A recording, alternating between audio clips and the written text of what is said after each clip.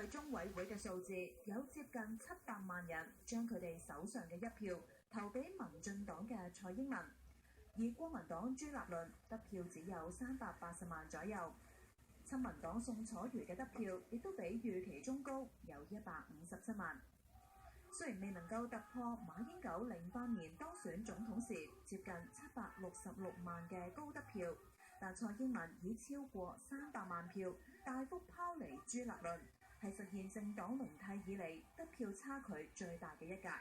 可以說是大贏了，相對於過去他的成績呢，可以說今天更多的台灣人也願意支持蔡英文。那這就意味着說，蔡英文後續他做了很多事情呢，可能他覺得他自己民意基礎比較強。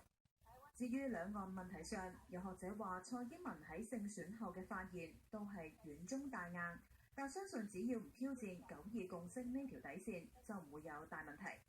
他也提到說，希望兩岸未來在接觸的過程一定要互相尊重，要對等，要互惠。